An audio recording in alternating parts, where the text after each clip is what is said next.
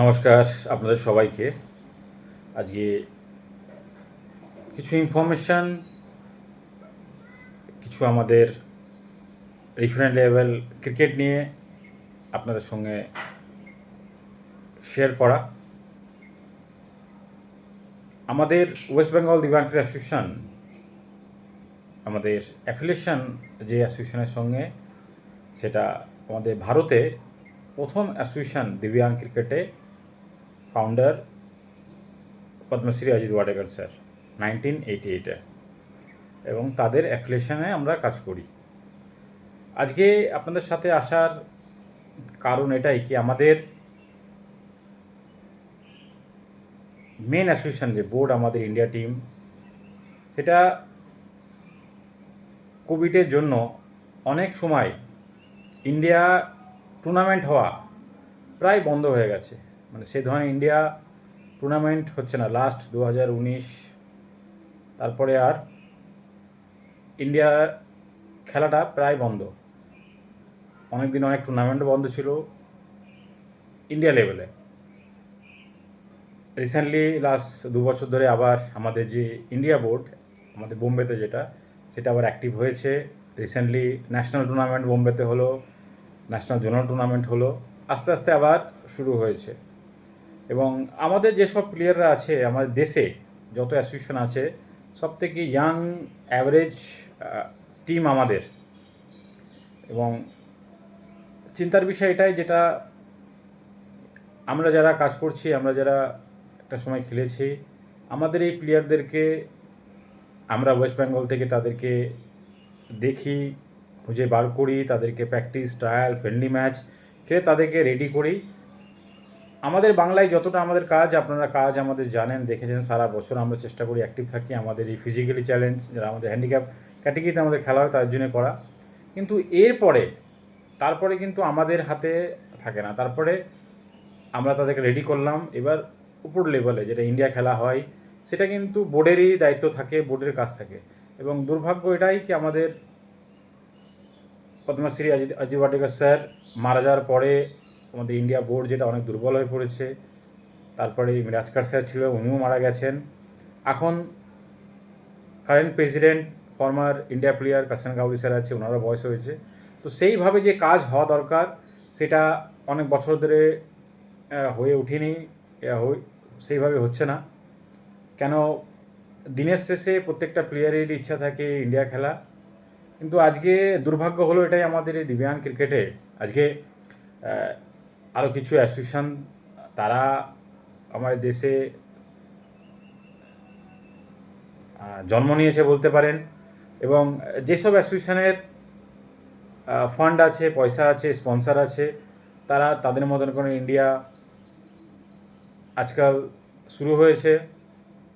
আমাদের বাংলায়ও আছে কিছুজন, যারা আপনারা অনেক হাইলাইট, তারা কীভাবে কি ইন্ডিয়া খেলেছে সেটার বলার কিছু নেই। তো এই যে আমাদের এই সিস্টেমটা, আমাদের এই দিব্যাঙ্গ ক্রিকেটে কিছু মানুষের জন্য এই জায়গায় আজকে পৌঁছাচ্ছে, এবং সঠিক তাদের পারফরমেন্সের বিচার বলুন, কিভাবে কি হচ্ছে, সেটা কিন্তু সম্পূর্ণটা ধোঁয়াশায় একটা হয়ে গেছে। একটা শর্টকাট সিস্টেম তৈরি হয়ে গেছে আমাদের এই দিব্যাঙ্গ ক্রিকেটে। এটা খুব দুঃখজনক। এবং যার যেরকম মনে হচ্ছে সেরকমভাবে কোনো একটা প্রপার সিস্টেম মানছে না কিছু অ্যাসোসিয়েশন, এটা একটা দুর্ভাগ্য। আমরা আজকে এত বছর ধরে দেখছি কি, আমাদের দিব্যাঙ্গ ক্রিকেটটা কন্ট্রোল করে তো বোম্বে থেকে, দিল্লি থেকে, আমাদের দেশের অন্য কোনো রাজ্য থেকে। আমার কথা হলো, বেঙ্গল থেকে কেন হতে পারে না, ওয়েস্ট বেঙ্গল থেকে কেন দিব্যাঙ্গ ক্রিকেটটা কন্ট্রোল হতে পারে না? কেন একটা প্রপার ইন্ডিয়া বোর্ডও ওয়েস্ট বেঙ্গল থেকে কেন হতে পারে না? ওয়েস্ট বেঙ্গল পারবে না এরম তো হতে পারে না। একটা সঠিক বিচার, সঠিক প্রফেশনাল, এবং কিভাবে এই দিব্যাঙ্গ ক্রিকেটটাকে একটা সিস্টেমে আনা যেতে পারে, কেন অনেক কিছু ঘটছে যেগুলো সত্যতা থেকে অনেক দূরে। এবং এই দিব্যাং ক্রিকেট যখন শুরু হয়েছিল তখন একটা সোশ্যাল কজ এবং যেন দিব্যাং যারা পার্সন আছে তারা যেন খেলতে পারে সেই উদ্দেশ্য নিয়ে খেলা শুরু হয়েছিল। কেন আজও অনেক দিব্যাং আছে, তারা কিন্তু সব জায়গায় খেলতে পায় না, সুযোগ পায় না, এখনও অনেক বঞ্চিত আছে। তাদের জন্য শুরু করা হয়েছিল দিব্যাং ক্রিকেট। তখন সফট বল, তারপরে কিছু বছর পরে টেনিস বল, তারপরে আরেকটু সব হার্ড বল, এখন ডিউস বল হয়েছে। কিন্তু আমরা এই দিব্যাং ক্রিকেটটা কি শুধু প্লেয়াররা খেলতে পারে না বলে খেলার সুযোগ করে দেবো, সেটার থেকে একটু বেরোতে হবে। এবং শুধু সোশ্যাল কজ নয়, এই দিব্যাং ক্রিকেটটাও একটা প্রফেশনাল স্পোর্টস হিসাবে যেন আনা হয়। এবং এই যে shortcut, direct Bengal, direct India, এই যে শর্টকাট একটা প্রপার সিস্টেমের মধ্যে দিয়ে যেন দিব্যাং ক্রিকেটটা আনা যায় এবং এটাকেও যেন প্রফেশনাল হিসাবে আনতে পারি, আনা যেতে পারে। আমার ইচ্ছা দেশে যেভাবে অ্যাসোসিয়েশন কাজ করছে এটা কিন্তু ঠিক দিব্যাং ক্রিকেটের জন্য ভালো নয়। কেন শুধু যার কাছে পাওয়ার পয়সা থাকলেই তারাই এই জিনিসটাকে রাজত্ব করবে, সেটা হতে পারে না। আমার ইচ্ছা কি এটাকে একটা সঠিক রাস্তা দেওয়ার জন্য, যদি সেমন হয় ভবিষ্যতে বাংলা থেকে কেন ইন্ডিয়া একটা প্রপার একদম সবার সামনে যে কাজের সিস্টেমটা এসে ইন্ডিয়া বোর্ড কেন হতে পারে না, বাংলায় কেন করতে পারে না? শুধু আমরা অন্য রাজ্যই কেন থাকবো? কেন আমাদের প্লেয়াররা এভাবে বঞ্চিত হবে? এবং কেনই বা আমাদের প্লেয়াররা যোগ্য থাকার পরও সেই জায়গা পাবে না? আমরা আশা করব একটা সময়ে, কেন আপনারা সবাই জানেন আমাদের ওয়েস্ট বেঙ্গল দিব্যাং ক্রিকেট অ্যাসোসিয়েশনও আমরা সারা বছর কাজ করি, আমাদেরও চলতে অনেক ইস্যু হয়। আমাদের প্লেয়ারদের কিছু সাপোর্ট, আমাদের কিছু ওয়েল বিষয়ে তাদের সাপোর্টে আমরা যতটা পারি কাজ করি। এটা ইন্ডিয়া বোর্ড মানে অনেক বড় ব্যাপার, অনেক ফাইন্যান্সিয়াল ব্যাপার। কিন্তু যে কোনো কাজ শুরু করতে গেলেই অনেক পরিশ্রম করতে হবে, অনেক বাধা।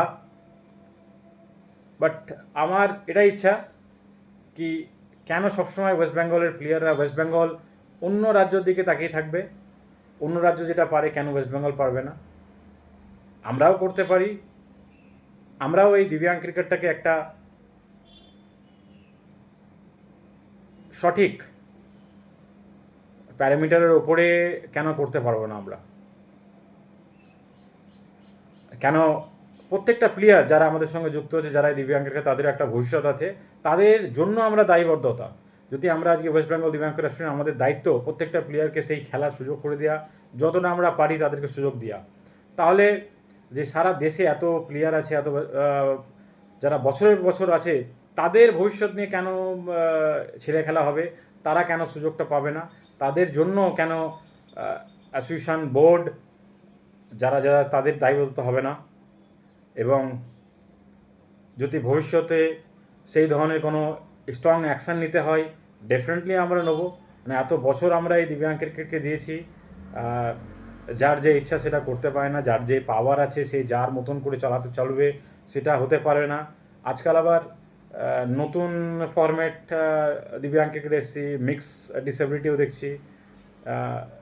কেউ অর্থোপেডিকে হচ্ছে, সে আবার আইডিতে চলে যাচ্ছে, মানে ইন্টেলেকচুয়াল ডিসেবিলিটি। মানে যার যে মতন মনে হচ্ছে, যে যেভাবে চলছে চলে যাচ্ছে, চালাচ্ছে। তো এটারও একটা সঠিক প্রপার মানুষের কাছে আসা দরকার। সব কিছু নিয়ে আমরা লড়ছি বিগত 10 বছর ধরে, এবং ভবিষ্যতেও আমরা এই দিব্যাং ক্রিকেট নিয়ে আরও কি করা যেতে পারে আমরা করব। এবং এই ধরনের যেসব অ্যাসোসিয়েশন আছে আজকে তারা পাওয়ারফুল হতে পারে, কিন্তু সময় সব কিছু বলবে। আশা করি তারা সেইভাবে কাজ করুক, ভালোভাবে কাজ করুক এবং সঠিকভাবে প্লেয়ারদেরকে আগে নিয়ে যাক, অপরচুনিটি দিক, আমরা সেটা আশা করব। বাট ইচ্ছা থাকলেও আমাদের ইন ফিউচার বাংলা থেকেও ইন্ডিয়া অ্যাসোসিয়েশন হওয়া উচিত।